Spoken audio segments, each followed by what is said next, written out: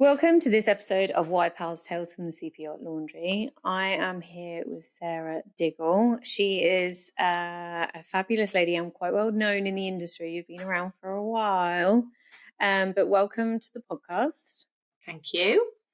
So we've been in contact for a little while now, and I've not actually had too many ladies that have gone on to do, I think only one other on the podcast that have gone on to do what you do. So I'm very intrigued to hear your journey and your take on it. But more importantly, are you ready for Christmas? No, absolutely not. I'm ready for the booze, but I'm not ready for anything else. You make me feel so much better about myself. Like like all the Chief Stewardess has gone.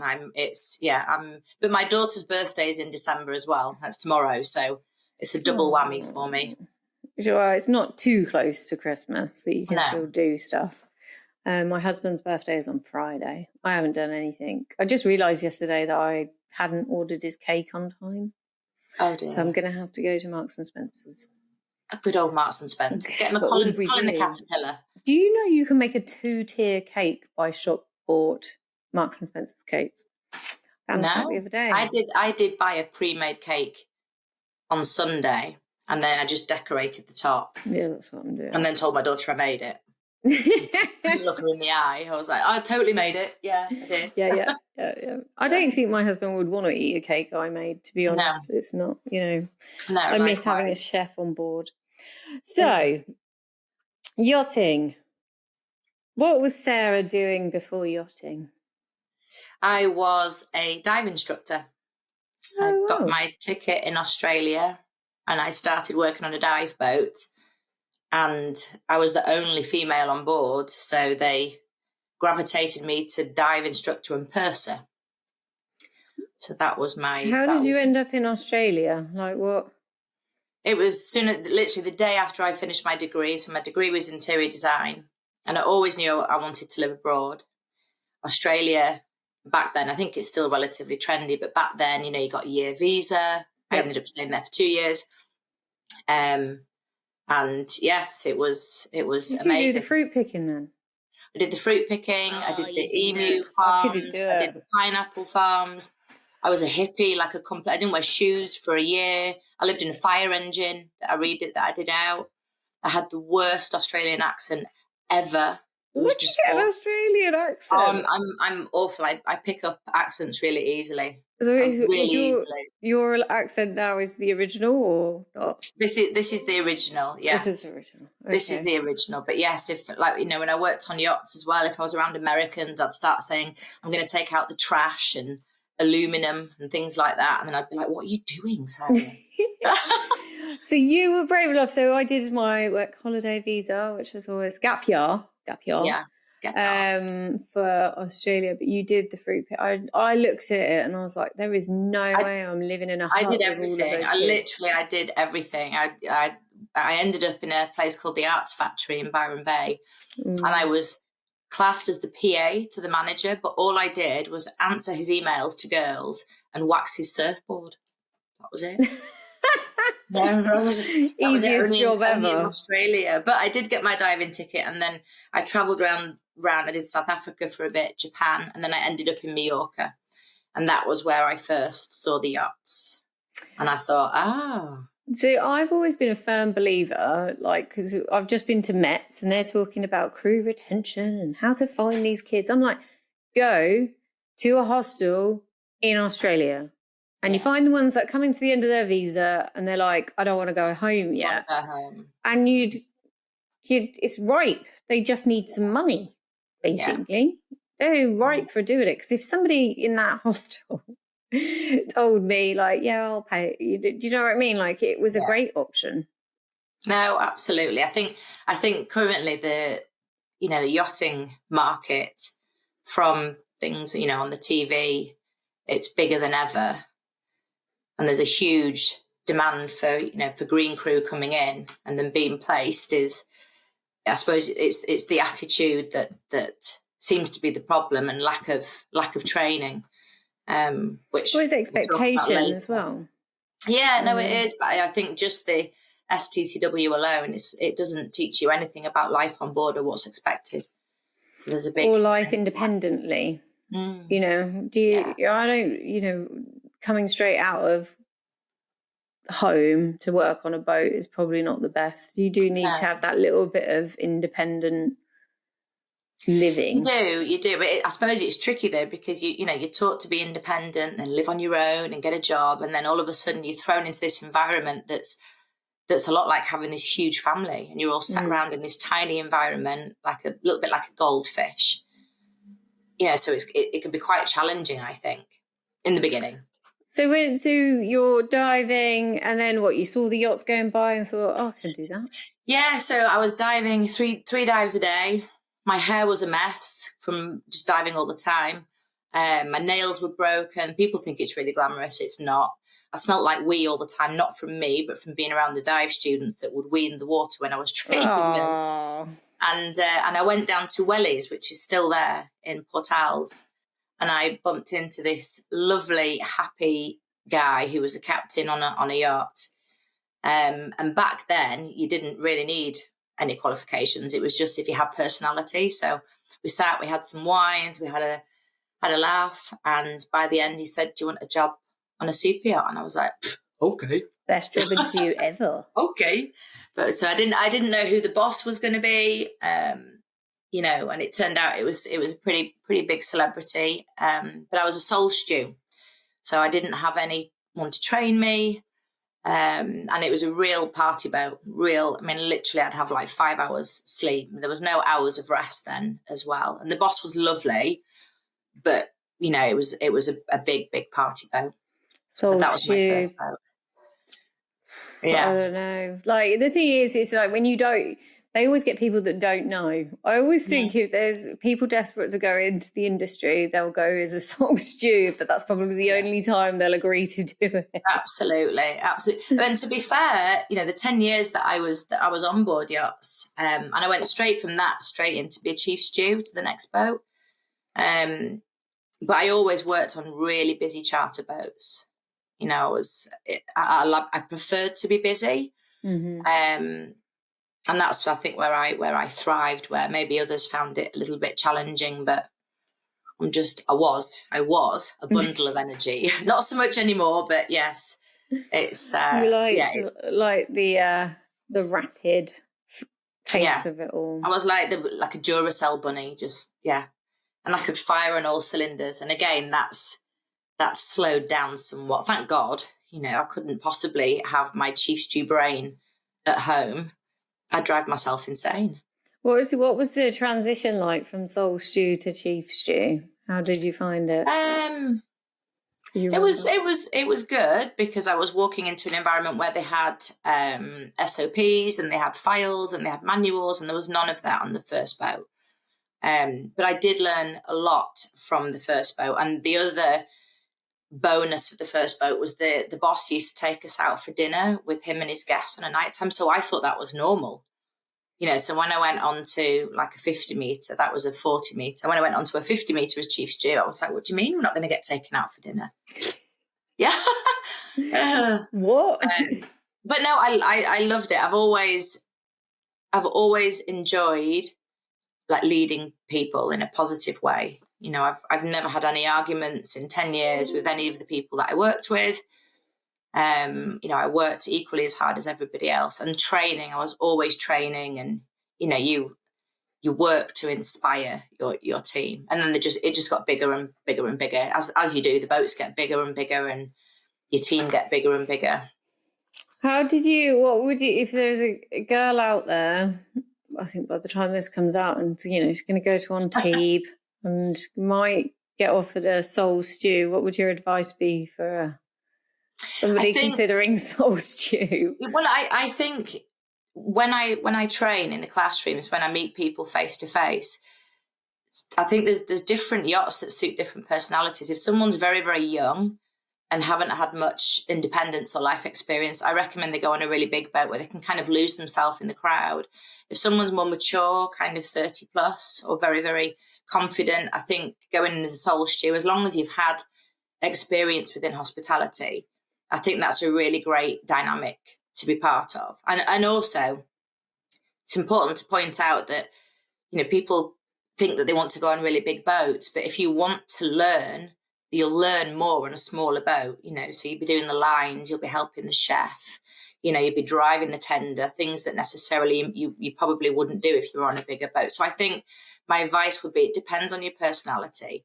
But it is tough being a sole stew, especially if there's, in this day and age now, there's handover folders, there's SOPs to follow, and then you can always get in contact with the owner's rep or PA. But I think there's plus and minuses to it. So, what was your first? Because obviously sole stew is good, but like your first experience, like your first boat. So my first boat as a chief steward. So I was really lucky. In 10 years, I did motor and sail. I kind of flipped between the two. So my first boat was a 50-meter sail yacht that was the circumnavigating. So we got to go to some just crazy places, which was amazing. Madagascar, went down the Amazon for 3 months. It did South Africa. It was fantastic. And I think that's, for me, the dynamic of the crew. There was 8 of us, and we were really, really close. Really close. So I can count on one hand. I've worked on lots of boats, and we always got on the yachts, but the ones that really stand out was, I think there's 3 that really stand out for me, and that was one of them. So sailboats. I imagine it would. That's that itinerary. Oh my God! Like that's a travel. But again, the owner used to come on as we were moving, as we were on delivery to the next country. He'd be waiting on the quay with his suitcase, so we didn't really get much time off. So it was really, so we were together all the time. So I did that for a year and a half. But as I say, we were a really, really close crew. I was very lucky. Very lucky. Very lucky. Can you tell me? You'd like, obviously the traveling is a highlight, but what are the highlights you really, in those first, the beginning years, what you loved about it the most? The food was amazing. Still miss the food. It's not like it's just a set meal. Normally it's just like platters of salads and healthy fish and this, that, and the other. So I miss the food and the camaraderie. It sounds really cheesy, but if you find the right boat, so it's really important when you are being interviewed that you're taking in the vibe as well. Like, can I work with this person? If it's the chief stew, him or her is going to be your boss, not the captain. So it's really important that you feel that you can live in that environment. But the camaraderie, when you get it right, it's just, it's amazing. It's a family from the get-go. And within 6 months, I'm still in contact with everybody that I worked with, which is great. So if I want to go to Australia, I can just go stay with friends, South Africa, New Zealand. But yes, that's in the beginning, it was the camaraderie. And I thought about this before, I spoke to you. I thought, shall I be honest? But the food. I miss the food. I feel like I deserve to have somebody come to my kitchen and cook. I know. Well, I think it elevates your awareness of, for instance, like mozzarella cheese, versus Sainsbury's versus what the chefs get on board, and you can taste the difference, or real like fresh produce like the beef tomatoes that go with it, and also the wines, being introduced to these incredible wines. So it kind of turns you into a bit of a wine snob and a food snob, but completely accidentally. Ruins most average pubs for life. Yeah. Absolutely. Like, we've got a really, really nice pub where I live, but they don't have any wine. No. So they've got all of those flavoured gins. Flavoured gins. I can have a rhubarb gin. Yeah. But no wine. Average. Yeah. It turns when I'm teaching the interior course, part of it is the mixology.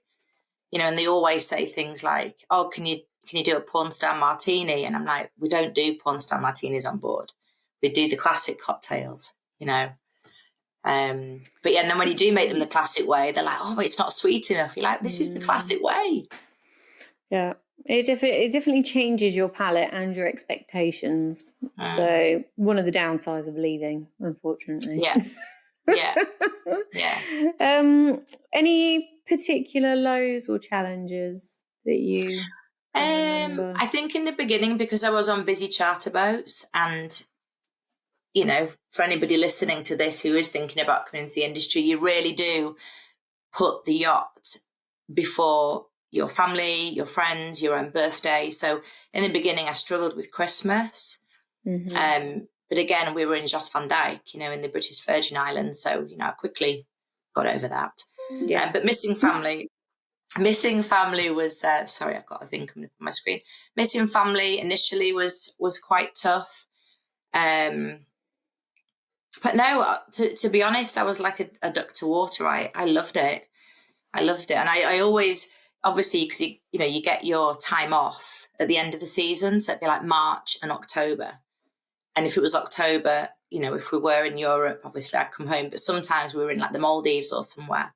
And I'd come home and my family would be like, why are you coming back to the UK when you're in the Maldives? And you're like, well, I miss you. You miss having your feet on the ground. Yeah, it's one of those unfortunate things where, rotation didn't exist. That was like a whisper. Who had rotation back in the day? So you didn't get much time off, and you did spend majority of it trying to see people, because otherwise that's it. And I suppose in a way, because boats don't generally go anywhere rubbish, you feel kind of, you're working, but you're kind of got the holiday vibe, but you're not on holiday. So I think crew need to remember that there's more to a holiday than the location. It is literally that downtime to relax.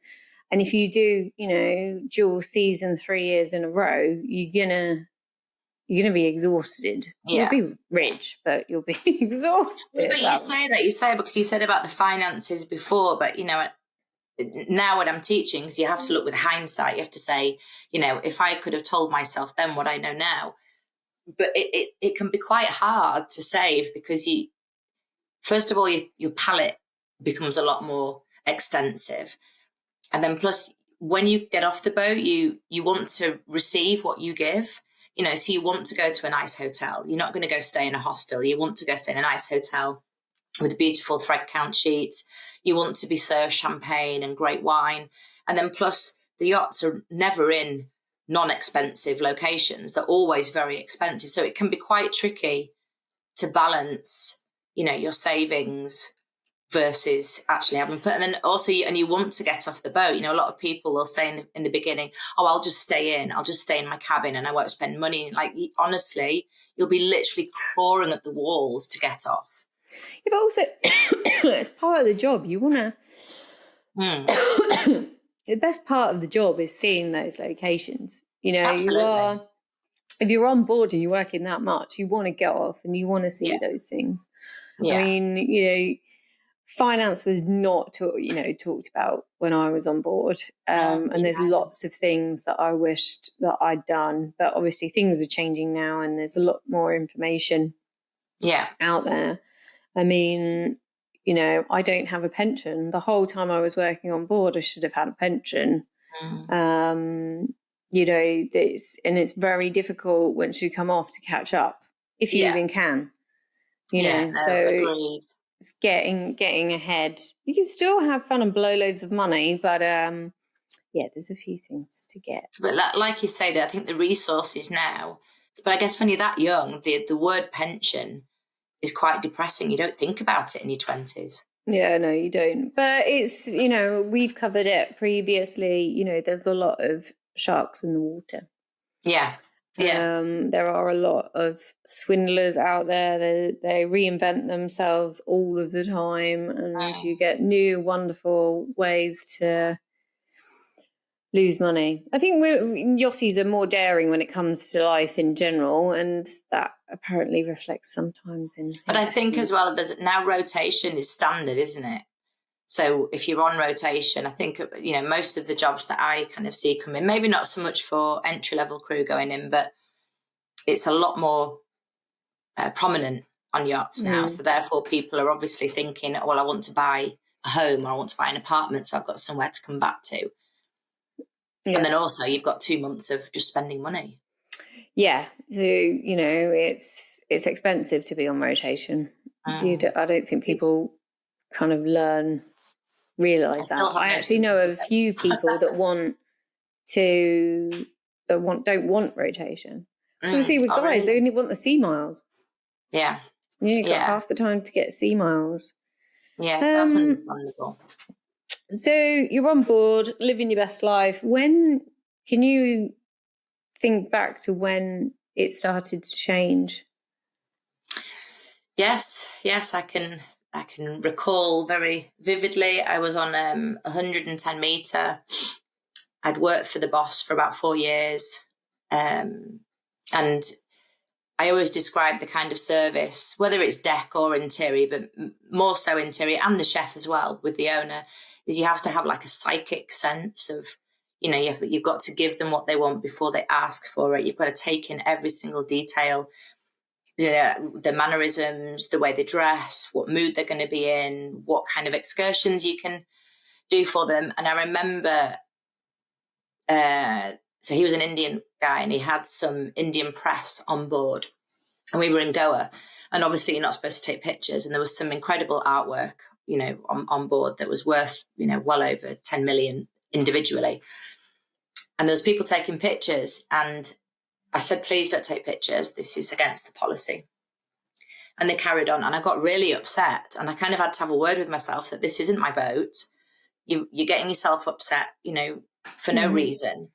And I had my break, and I went ashore, and I had a big think about things. And I thought, I've lived in uniform for 10 years.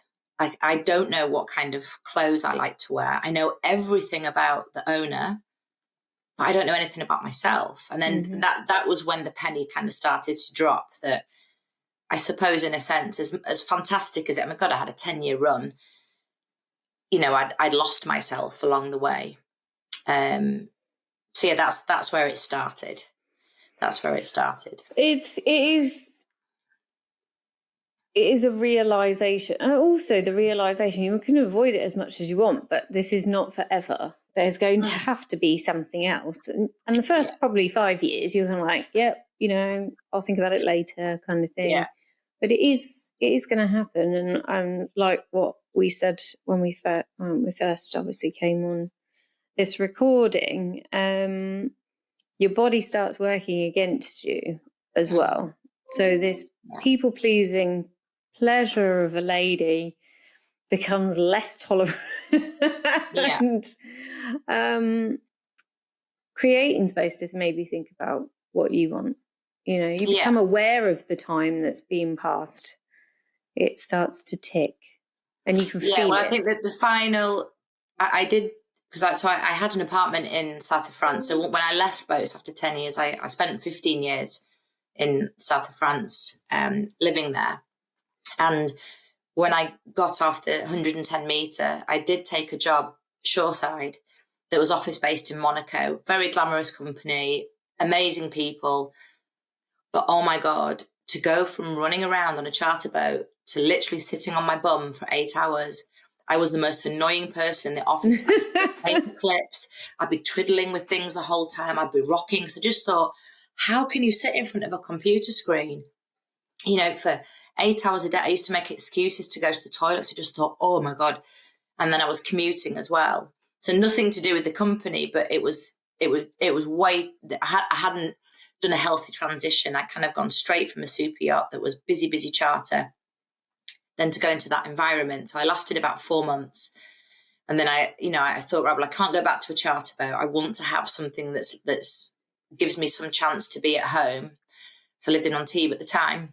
So I took a private yacht that was based in Monaco. The owner lived in Monaco. She would have the occasional soiree on a weekend, but other than that, we'd get weekends off and evenings off if she wasn't on board. So that was my transition, and that worked for me. I got to wean myself a little bit. It's kind of easing you out a little bit. Yeah. But it took me a year. It took me a year until I felt ready.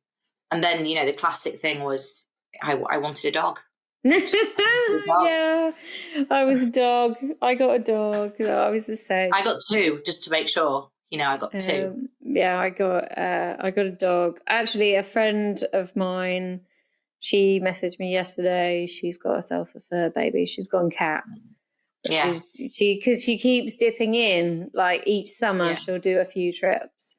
So she's kind of, that's what you do. I don't think people realise, when you do get a pet, it's such a big commitment, because that's you saying, I'm never going to go back to working on board. However, in saying that, which I'm sure we'll talk about a bit later, 28 years is it now? But I've always stayed in the industry, and that's a really pertinent thing, as you have. There's a lot of things shoreside that you can do where, you're still going on board, you're still saying hi, you're still socialising, you're still interactive within the arena, but you're not doing the sleeping in a cabin. And you kind of, it's stepping away, and it makes sense in a lot of ways. Like, to step away and not do anything at all related in the industry is, well, I imagine it's pretty tough. I've always stayed connected, because when I was trying to make my life on land, my husband was still working in the industry, so we're still connected. Yeah. But it's like what you said, not thinking about the fact that you took a job in an office and was sat still. Like, the transition of getting your mentality into, just like the transition of going into a yacht and being on your feet and being on the go all of the time, it works the other way. And I think that's one of the things where women end up being really hard on themselves. Yeah. That's where they're kind of the knocks of the confidence start, which ends up being, like you said, a bit of a yo-yo. You end up looking for a job that might be slightly easier to get used to. Yeah. I mean, what was the community like in Antibes? Pardon? What was the community like in Antibes? There's quite a few ex-crew in Antibes. It was just amazing back in the day. We were a family. I mean, there's still some people part of that family that are still there, that I still go to see. But it was fantastic. I mean, it's a lot busier now than what it was back then. I mean, the winters, like December, was always my favourite time of the year, because all the tourists had gone home. It was like brilliant sunny days, but cool. All the mountains were snow covered. But no, the camaraderie, and everybody worked on boats. And the funny thing is that, so I brought this up with a friend recently, because I found out that her husband is a chief engineer on a yacht for the guy that I used to work for. He actually pinched me off a boat and gave me this amazing job, like a Cinderella story. I ended up being a guest on his boat. But he's worked for him for 4 years. But when you meet other yachties, you don't say, what boat do you work on? You don't really ask. You don't ask who the owner is. You don't, it's just like, oh yeah, my boat this, my boat that. But yeah, it was fantastic back in the day. This was back in the day when, what was it called? There was that bar on the corner. The Keys. So there was Tequila Bar that was now Drinkers Club. And then round the corner, it's now a fancy wine bar. But it was like a South African couple, Mark and Yo owned it. And it was like a sports bar. But yeah, I loved it. Absolutely loved it. It has. I mean, Antibes changed dramatically. Highly recommended to go there. It's a lot prettier and safer than what it was back in the day. But it's still, it's still the beating heart. So how long did you end up working weekends for before? Well, I was a year on board that yacht. And it was slightly longer than I anticipated, but again, the crew were amazing, absolutely amazing. And the owner was good friends with Prince Albert, and we struck a very, very firm friendship. So it was a nice balance. It was a really nice balance. And then on that yacht, they decided to do a random charter. And these charter guests came on board, and the main principal was a Swedish guy. And I could see from the preference sheet that it was going to be my kind of charter. It was just bonkers. The stuff he was asking for was bonkers, but good bonkers, good sense of humour. when you come across someone who's wealthy but they've got a great sense of humour, you know, it's quite rare that they enjoy their money. And he came on board again. We got on like a house on fire, and he offered me a job. This was in the July, but I didn't finish the season until the October, which was my year. And he was stood on the quay. He was stood on the quay waiting for me in Monaco, and took so that he gave me a land-based job. And then the following year, he wanted me to organise the same yacht that I was chief stew on that I'd left. I was to organise the Monaco Grand Prix. He wanted to be on the tiki. I was going to be a VIP guest, and I had a 2.5 million budget. Nice. For a 5-day trip. And I was like, holy moly, mother of God. How on earth I've gone from a trip? But it was the boat that I was the chief stew on. So you can imagine, you know, some of the same crew were there. You know, so I'm wanting to go in the galley and help the chef, and wanting to help do the washing up. And yeah, it was odd. And it's a story that you don't hear very often. That's a decent party budget. Whoosh. Although it doesn't go that far in Monaco, does it really? No. But he you know, I'd organised, he wanted all the women to have Dior dresses and all the men to have Dolce & Gabbana suits. So they closed the shop for us, and we went down. He was like, go to Chanel, everyone pick a handbag. Go to Dior, I dress. never get invited to parties like that. It's rubbish. I know. Well, it was only that once. There was only that once. But yeah, so that was how I kind of made the transition. And to be honest, yeah, I worked for this guy for a year, and he was amazing and he was generous. But I just got so tired of champagne and the clubs and the blah blah blah. I just wanted to settle down a bit. So I bought a 1974 VW camper van, did it up, handed my notice in, and I went travelling around the wine regions, around Bordeaux. Oh, that just sounds separated awful. myself from it all. Sorry, my dog's barking. That's okay. It sounds awful. So that was a holiday? Pardon? Was that a holiday? Just to kind it of was just take a break? taking time out. I wanted to just step away from all the glitz and the glam and the champagne. I've still to this day got a thing about champagne. You know, so it was just constant. So part of my job was he wanted me to create a party atmosphere. So I always had to be this. It's a bit like being a chief stew on charter. I always had to be this happy-go-lucky person. And I just wanted to just not be a bum for a while, you know, have like a bottle of beer or something. But it was fantastic to go around like Champagne region and Bordeaux in October, November. It was just incredible. And then I started working for a yacht management company in Antibes. Yacht management. Yeah. That's one of the positions that's pitched to us all. Oh, you could become a recruiter or yacht management. It's not as easy as people think to get into. Oh my God, no. I mean, when I was on board yachts, I always wondered, what's the captain doing? You know, the first officer seemed to be doing all the charts, and then I became a yacht manager, and it really opened my eyes to how technical and how much paperwork is, if they're ISM compliant, ISPS. I mean, it's in abundance. It's in abundance. So it really opened my eyes to just how technical a captain's job is. And then what did I do next? It makes me sound like I'm 250 years old. If I actually wrote my full CV out, you're like, dear God. Well, you don't. Nobody wants to hear about yacht management companies, do you? No. Well, actually, I do work for one now on the side, and they're amazing. They're absolutely amazing. And funnily enough, the managing director used to be my second officer on the boat in Monaco. Oh wow! So we go back a long way, yeah. But it's 3 degrees of separation. Literally. I know. And we've got our Christmas party on Friday, and I can't wait. Yacht management, obviously your experience, the land-based side, life in South France is lovely. It is lovely, yes. Yeah. So what happened next?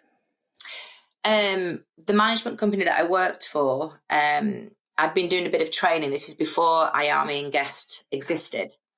So I used to do a lot of onboard training for the fleet that we had. So I'd go on board, I'd help train the girls up. And then that became a bit of a side, not going to use the word hustle because it's not a hustle, but a passive income. So I used to fly to the Isle of Wight. I used to teach at Flying Fish, and then for 5 days, train interior crew, come back over to Antibes. And then I'd do something called an orientation day where it was deckhands that were qualified from the UK, from Flying Fish, and the interior team. And then I used to take them around Antibes, introduce them to the agents, where to go, where not to go. And this little nugget of a business started to evolve. And then I was asked by the Crew Academy to be a full-time trainer. So I went there, and I was there for about 5 years. I started off at kind of management level, training chief stews on their first position. And then it became all these different departments. And then Army and Guest evolved. So I've known Joey right from the very beginning, Joey Mean. And we really, really lobbied hard for the Army Guest program. It wasn't Army then, it was just the Guest program to be taken seriously, because there was just nothing for interior crew. You step off a boat and there was nothing to go to an agency with and say, oh, hey, I just worked on 110 metre with celebrities and private jets and choppers and bodyguards, but you've got no qualification. So that's where I got into the training. So I've been training now for about 15 years, 18 years. Lose count. Marbles are starting to go. If you're just listening to this, she looks like she's 102. No, you don't. Yeah. You don't look like you've had the experience that you had. Yeah, 250 years old. I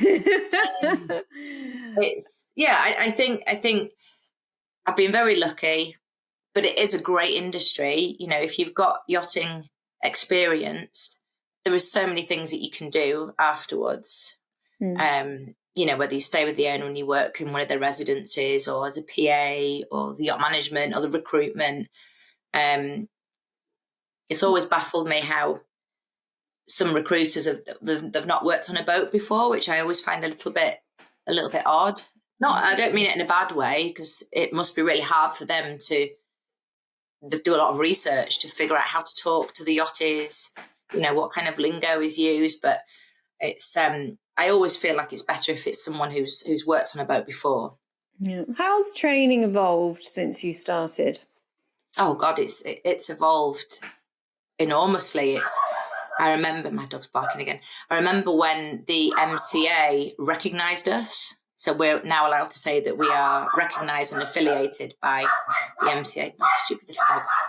Sorry. He's angry at something. I think it's just somebody at the door. But yeah, so when that happened, it was about, 8 years ago, I did the most unladylike cartwheel. Bearing in mind, I'd not done a cartwheel since I was about 7. But yeah, I was so proud of what we've achieved. And now it's to be a trainer, you have to have had 10 years experience as a head of department. You have to write your own coursework, but it has to hit the standards and the bullet points of what we've all put together. And then you have to be accredited yourself, and then the place where you're training has to be accredited. So it's a very professional process. It's a lot like the deck department. And Joey's kind of done that, I think, on purpose, because Joey's background is deck and engineers. So it's very professional. It's a standard. So anybody that's a guest trainer, we all have to hit a certain standard. So if you're getting whether it's interior crew or a deckhand or whatever, if they've done some guest training, you know exactly what subject matter they've covered. It's it has progressed. I mean, the interior's always been a bit of a conundrum, really. Yeah. Because, obviously, your experience, you didn't have any training. Sorry, I said that then. I've got my dog woofing him.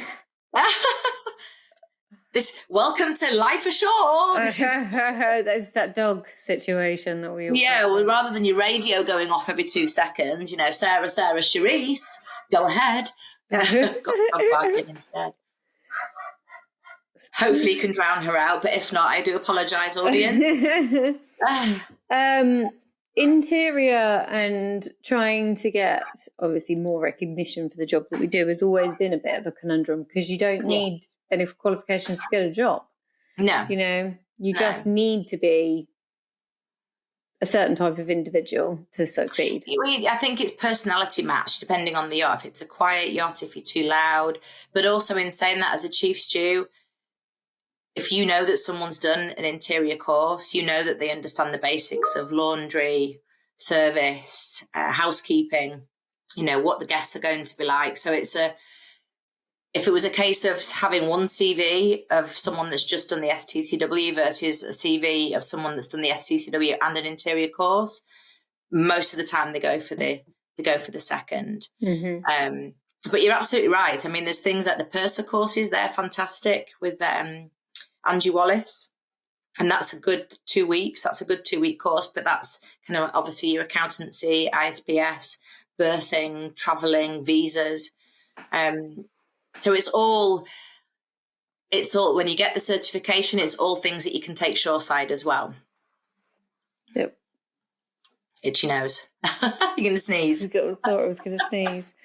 No, it's always been a bit of a conundrum for how women, you know, how you get any recognition whilst on board and then translate it into ashore, which is, you know, a big mystery. And I've literally only just interviewed a woman that's gone in at exec level ashore in hospitality as well, which, you know, I've spoken to a lot of women.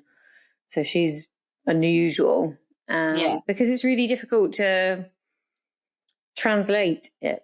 Yeah. You know, but I think that there's a big, there's a few companies in London. And again, I was just really lucky to get directed in the right direction. But there was one thing that I did find was quite easy to be offered work. I didn't take it because I wanted to have a dog, but it was being a PA to celebrities. So I was put forward for quite a bit of work for celebrities. And again, you know, when you say it out loud now, especially the people that I was offered the job, you know, you'd have like 7 interviews and you get offered the job.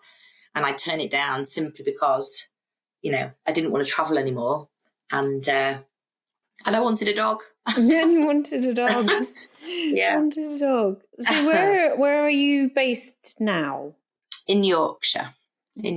So what happened in France? You were just like, well, I can't eat any more baguettes. I'm done. No, I love South France, and my best friends still live there. The expat community I loved.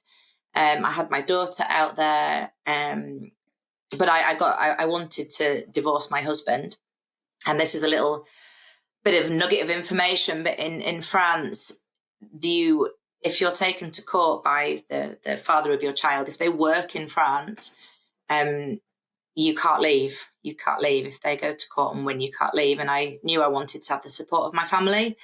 And I still now have friends who are stuck in France who have since remarried, have other kids, and they're from Australia, South Africa, New Zealand, and they have to stay. They have to stay in France. So what do you mean they have to stay in France? Why? Not allowed to leave. If the father of the child, the first child that they've had together in the first marriage, if they reside in France and they take them to court, the court will generally rule that you have to stay. So you can't take your child away. You've got to take your child away. So and again, I was, I've been 7 years back, but still, small things about the UK still really excite me. Like, like rain, wearing Wellingtons, and going to country pubs. And the countryside here is gorgeous. I mean, I had a bird table. I lived in Valbonne after Antibes, and I had a bird table outside. And for 7 years, I just had wood pigeons and warthogs on a night time. Literally, that's it. And you come back to the UK, and for all its bad weather, etc., the wildlife here is amazing. The pub life is amazing. It has been a bit weird this year. We had no bugs. Yeah. There was no bugs. Yeah. There was no butterflies, a lot of bugs. Really, we had really snow odd. 2 weeks ago. And then, the weather can be intense. And also it's quite a struggle not being around other yachties. So I only really, because I work from home now, and then I've got my online course, which obviously is the passive income.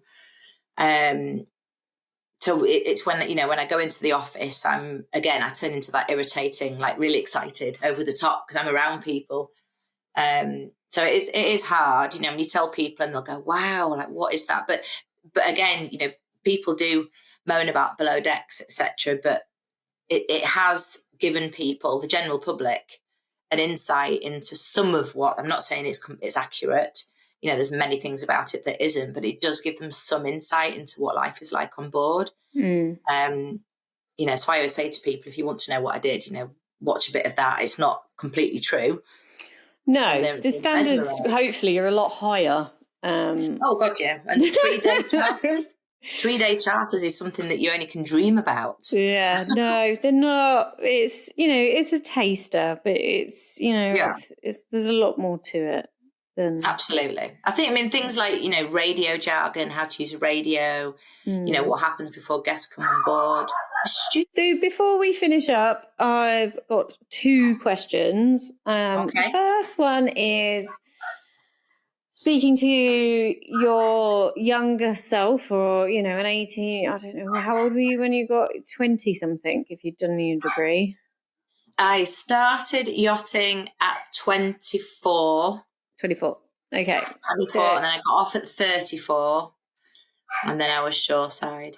So if you could talk to a 24-year-old Sarah, or talking to 24-year-old Sarah, or any individual that's kind of considering it, what would your 3 bits of advice be? Don't take yourself too seriously. You've got to have fun. So, the first thing would be to not take yourself too seriously. Just try and have some fun. Second, I do wish I'd saved more. I really do wish I'd saved more. And third, somebody knew that, you've got to have really thick skin, but you've got to find the boat that's right for you. And you just know when you're in your interview, when you're walking around the boat. I think there's not really any middle ground. You either find the boat that's amazing for you and they become your family and friends, versus if you're in an environment where, you've got to do your research, ask questions like, what's the nationality of the owner? Obviously, you don't ask the name, but that could be pertinent to life on board. So if it's a dry boat, for instance, they might say that the crew are not allowed to drink. If all the crew are Italian and you don't speak Italian, you've got to ask these certain questions to make sure that your environment fits what you're looking for. Yeah. It is important, but you learn, I think, trial and error with a lot of those stuff. If you don't ask that question in the interview, you'll soon remember the next time. Yeah. But I always say can be avoided. The build of the boat, the nationality of the owner, and the nationality of the crew. Yeah. I think that's really important. It's 5 things, isn't it? My captain used to say 5 things. So boat, owner, itinerary, salary. But again, with the salary, when I used to interview people, if they asked me the salary kind of straight away, I'd be really put off. So I always say, look, if they haven't brought it up by the end of the interview, just say, is the salary paid in dollars or euros? And it's a really good way to prompt people without getting what's the salary. Yeah, it's like 5 things. If you've got 4 of the 5, you can probably make it. 3 of the 5, I don't know. Yeah. Don't take it otherwise.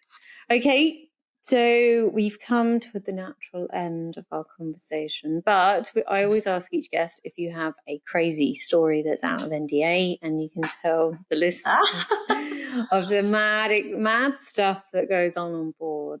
Obviously, no names, but if you've got a crazy story. I've got loads, but I'm just trying to think of which things I can say without it being censored.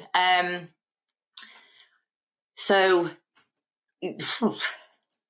there was a particular charter guest that came a few times to the yacht and had really strange idiosyncrasies. So like every 3rd button on his shirts had to be done up. We had to fold his shirts. He didn't want them hanging up. He didn't like miniatures for toiletries. We had to get middies. He didn't like big. He didn't like small. We had to get middies. The boat was all red and yellow, like the cushions. He didn't like those colours, so we had to buy cushion covers before he came on board. So that aside, you know, and he would often come on board by himself, and it was like $1 million a week, and it was this enormous boat. But it was the women that came on board. The women that came on board, and you know, you think kind of Julia Roberts, Pretty Woman type thing, and these women were just absolutely beautiful, incredibly well educated, and would often end up in the pantry with the crew, kind of gossiping about what was going on. And it was just, I mean, I can't repeat it, but yes, it was eye-wateringly shocking. Yeah, it was eye-wateringly shocking. Yeah. But yeah, he was probably the most difficult charter guest that we had, just for the really weird idiosyncrasies. And I do find that a lot of the charters that we did, you know, people with money, it sometimes it can make them go a little bit odd. It's like just for the sake of being difficult, they'll be difficult. Oh, no, sorry, another one as well. We remember we pulled up into Saint-Tropez, and his wife was on board with the women on the top deck. Everybody knew about what was going on, and she had broken her little nail. And we were just dropping anchor. We were going to go to Club Sank-on-Sank. So I'd arranged for a nail technician in a tent on the beach, all ready to do her nails. But she refused. She refused to get off the boat in case she was photographed with a broken pinky finger nail. So I had to organise the Monaco chopper to come and pick her up, take her to a nail salon, come back again. What? Oh, the way. Her pinky finger, yeah. And I think that's a real testament of being good crew. Is inside you're doing that, you're going, what? No way! Like, but you have to go like, okay, that's no problem at all. Well, we're yes people. It's your money. We can make anything happen. You know, as long as you're willing to pay the bill, we can make it happen. Exactly. You know, like I've had guests, the twin babies could only drink Highland spring water. Yeah. That's it. And caviar, and they give like the 1-year-old caviar. Highland spring water, made from Scotland, brought out of the ground in Scotland. It's not available very readily in the south of France. No. So you have to have a private jet. Yeah, literally, it was a private. And then another one. I'll give you this last one, but this was in St. Bart's. It was March, so we were out of season. You know, we were supposed to be coming over to the Med. A lot of the shops had closed, and we had a very busy charter. It was 2 weeks charter as well. And the young child that they had was, I think he was turning 5 years old, decided that he wanted to have a Halloween party. And of course, on the yachts, you don't just do things in halves. You have to get like full-blown skeletons and ghouls, and the whole boat has to be decorated. I went ashore. There was nowhere that sold Halloween apparel, and they wanted entertainers. There was nowhere open. So we ended up having to hire a private jet, pick up entertainment, and who came with decorations and skeletons and witches and ghouls on the private jet, which cost a hideous amount of money. And then all night the crew, as you'll have done this yourself, all night the crew were decorating. Thankfully, I dressed up as a witch because I looked dreadful. I had bags in my hands and all sorts. And then this little kid came upstairs. We were like, surprise. And the kid just went, I don't like it. And you just, it's moments like that you're just going to go, yeah. How do you not drop kick them off the boat? Like, well, obviously. Yeah. Exactly. But then you just think, what a waste of money. It was like 30 grand just for this tiny to waste, and they will continue to waste it over and over and over again. Thank you so much for sharing your story. Thank you for really appreciate it. And your crazy stories. I might tap you up for some anonymous ones a bit later on. We can read that later. I've got a few. That's why I was caught off guard there, but I do have a few. Thank you very much for coming on. All your contact details for your training will be in the bio below. ladies and gentlemen, if you've been listening to this podcast, we do have loads of others for you to enjoy from other incredible ladies. I haven't done a boy yet, but I'm not saying I'm never going to do a boy, but I haven't done one yet. If you, continue to watch this space. There'll be more episodes, and join us next time. Thank you very much, Sarah. Thank you. We'll catch you next time. Thank you. Bye.